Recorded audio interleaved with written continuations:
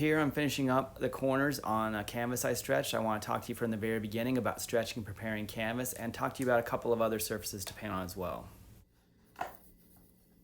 The first thing to talk about when we're going to stretch canvas are the stretcher bars themselves. So they tend to come like this. These are a little bit lightweight. This is a 9-inch one, here's a 12-inch one.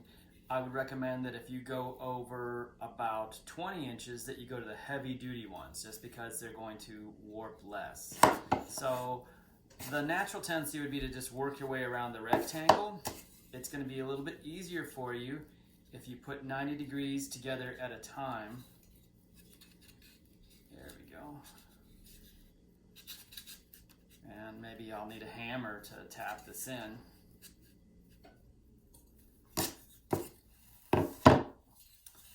Right, so I want to make my... Now this isn't that you need to stretch and gesso your canvas all the time, but I think it is useful to go over together to help you understand. So to tap wood in, I probably want to use a rubber mallet. Although if you have a regular hammer, you don't have to worry about keeping the wood too pristine. Now one of the things you may notice about these stretcher bars is that they have a little lip on them.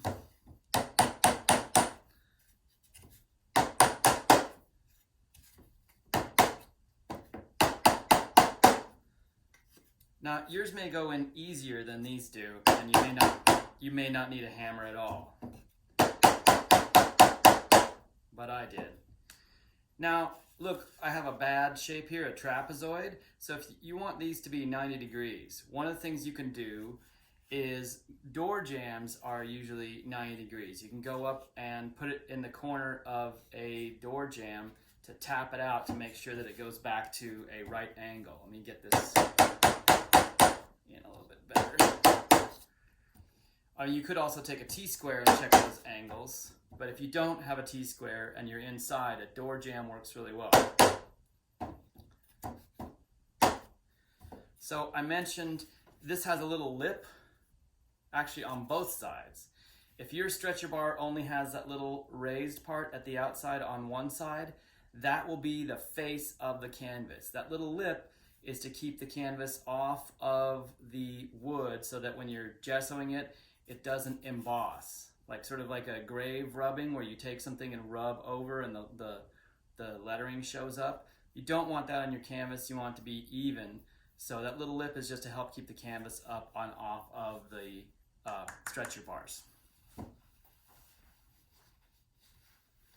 Now I've got my stretcher bars to a rectangle. This is linen. You can stretch linen, canvas, you can stretch a lot of things. This is actually polyester. And the reason I have polyester is because it's inert. It's a little harder to get. You can order it off Blick as Utrecht canvas roll. Utrecht polyester canvas roll. They call it polyester canvas, but it's basically, polyester doesn't expand or contract like linen and canvas do. Linen is more expensive than canvas because the fibers are a lot longer. So if this is the length of a cotton fiber, the length of a linen fiber is about 7 times as long. So linen's more expensive partially because it's more structurally strong. That length of fiber also means it changes more with changes in humidity, which I've found to be frustrating because I had one of these that I stretched up on linen that was pretty large and it was tight as a drum when it was dry outside. It got humid outside and it swagged a little bit. So canvas and linen are all very good.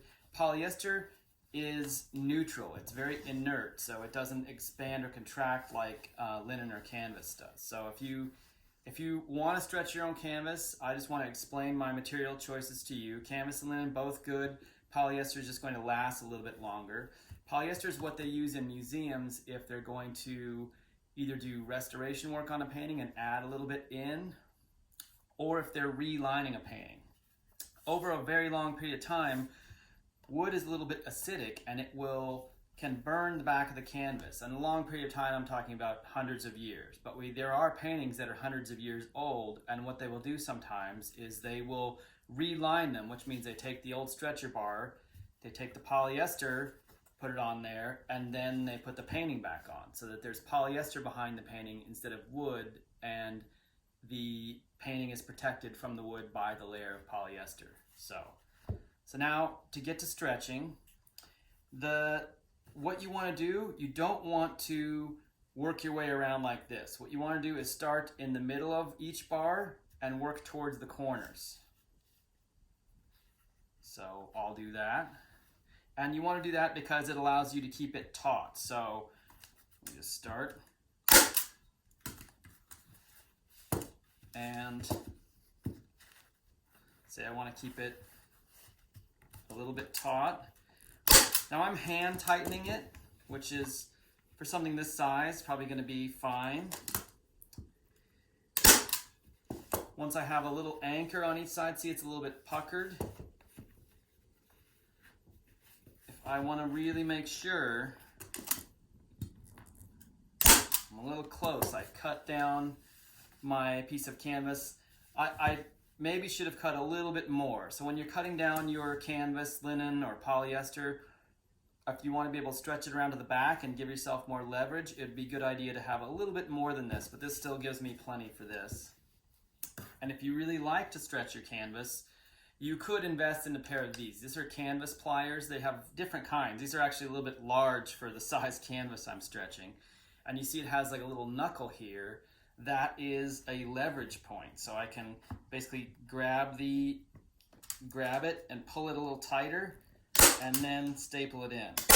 So just working my way towards the corners. And I want to push the staple gun against the wood as much as possible so that the staple goes in there. Oh, looks like my... So just working my way towards the corners. And I want to leave a little room at the corner so that I can get my corners nice and clean. Let's see.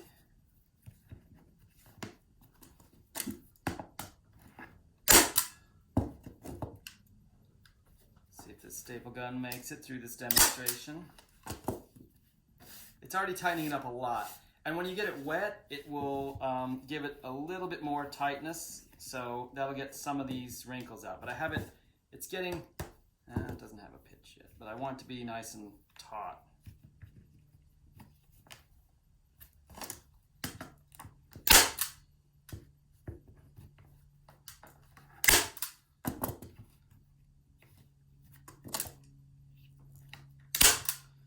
So, when I get to the corner,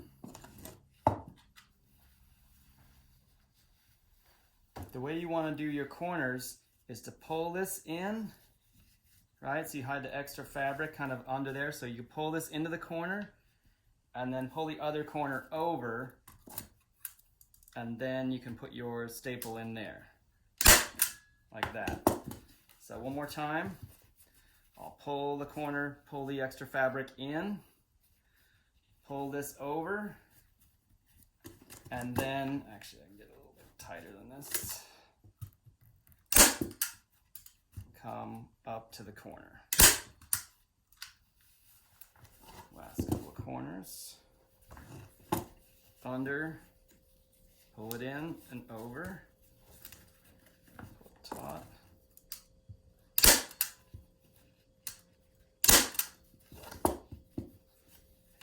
More.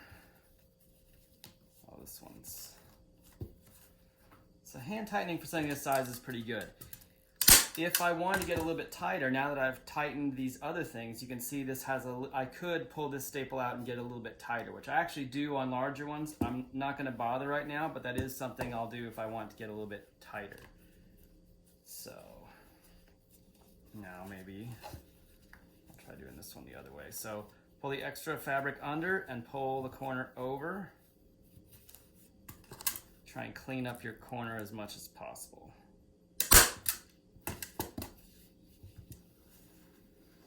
So now I have a little stretched canvas.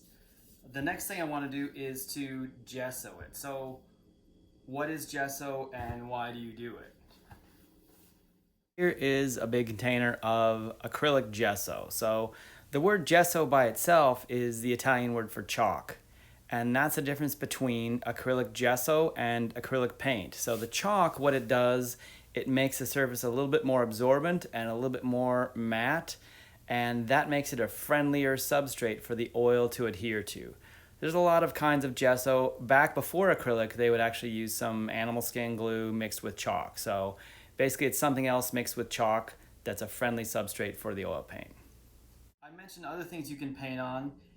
When you gesso canvas, linen, or paper, you are protecting this surface from the oil paint. So oil paint's a little bit acidic. If I just put oil paint directly on a piece of unprimed canvas or just a piece of paper, it would soak through, and it's a drying oil. It would dry, and then it would start to speed the deterioration of the paper, canvas, or linen. You can also gesso wood.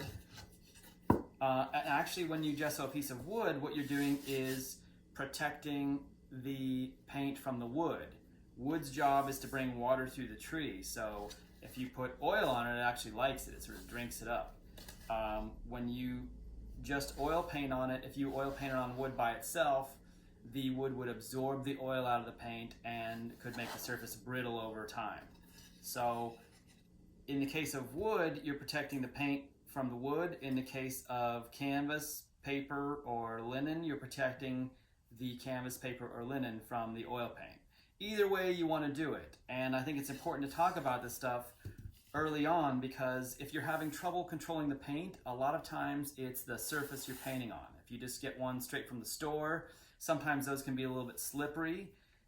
If you want your gesso to have more tooth, you can add a little bit more chalk into it. You don't want to add a whole lot, but that could make the surface a little bit more absorbent. So I open the gesso, and you can see that there's a little bit of transparent stuff at the top.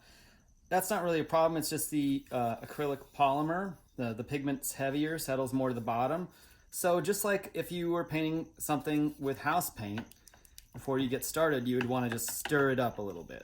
I mean, I could shake the can if I don't have a stick. Make sure that your can's sealed tightly before you shake it, obviously, but this will work just fine to make sure that what I'm getting is well mixed gesso. Now, for a couple of reasons, I'm going to use a gray gesso. One is that my polyester is white, so it's going to be hard to see white on white where I gesso where I haven't. The other is, since I like to use a gray ground, what I have here is acrylic white gesso that I mixed with raw umber acrylic to like a light mid-tone value, which I find really much more useful than white for painting. It goes a lot quicker. Golden acrylic makes a set of neutral grays. So N6 from a lot of trial and error is about the value I found to be very useful. So what I did at the beginning was just put a little test mix of my raw umber acrylic and acrylic gesso. You don't want to mix oil and acrylic. And then I see how close it dries down. So you don't need to be this precise about it. If you just want to mix it to a little bit lighter than mid-tone gray by eyeball, that's fine. And if you don't want to mix any, they do also sell ready-made gray gessos. So I've got my stretch canvas, I've got some gray gesso, I've got a container here with water and a brush. So I'll go ahead and start. So when you get your gesso on your brush, you don't want to dip it in all the way. If you get a little bit on the end, that's easier to control, right? And actually, since I'm a little fussy, I like to go ahead and paint the sides too. Not everyone does this, you don't have to do it, but I tend to do it. I like to do it, so I'm gonna do it. I change shirts too. Also, this stuff tends to spatter around, so maybe don't wear your nicest clothing if you're preparing surfaces, especially this part where we're working with the gesso. We don't want to spatter around. Also, it's going to be easier if you're making a mess and preparing surfaces. So you don't have to stretch a canvas all the time, but even if you're just preparing paper or panels or whatever, it's easy. It's almost just as easy while you have the mess to prepare 5 or 6 of them as it is to prepare one. So you may as well make a little assembly line and get them going. So Another step that I skipped here that I may take is, this was a pretty clean surface, but a lot of times if you're stretching on the ground, you know, we have a dog, there might be dog hair in it or cat hair or something, you can get a piece of tape and clean off the surface, make sure there's not extra stuff in there you don't want. Wait for the airplane to pass. So now you can see the first coat, the surface is pretty dry. I will, with canvas or linen, sometimes even just get it wet before I start putting the canvas on. I'm sorry, before I start putting the gesso on, so that it really absorbs in. And then I will go one direction, and then 90 degrees for the second coat, right? And just repeat that over and over. And I like my surfaces to end up being really quiet. So I will end up sanding between coats and putting a lot of coats on so I can get the surface pretty smooth. Another thing I could do is even sort of, if I have gesso on here wet like this, I could squeegee it down or scrape it down a little bit to try to get some of the surface texture down. That works as well. But this is basically it. And on the manufacturer's recommendations for gesso, it says you should put 2 to 3 coats. But I usually end up with more than that. But if you just do one coat, like if I left it like this, let it dry, and then started an oil painting on it, I might notice some oil paint seeping through to the back. So you notice wet, it tightens up a lot. Also wet, even the gesso comes through. So that's pretty tight. One of the things that comes with a stretcher bars a lot of the time are stretcher keys. Stretcher keys, here's some wooden ones. Now, usually they'll come, sometimes there's plastic ones too. It's basically like a little plastic triangular thing. What these are for is if you stretch a canvas and you want it to be a little bit tighter, there's little slats here, right? There's a little slat right there, and the stretcher key fits into that slat, and then you tap it in. You tap it in with a hammer. What it does is it will force the corner a little bit further apart. So if you tap them in each corner, it forces those corners a little bit further apart, and it tightens up the canvas. So if you're not happy with how it comes out in terms of tightness, that's something you can do after the fact to get it tight. So here's one that's ready to paint on, and I do think that this is important.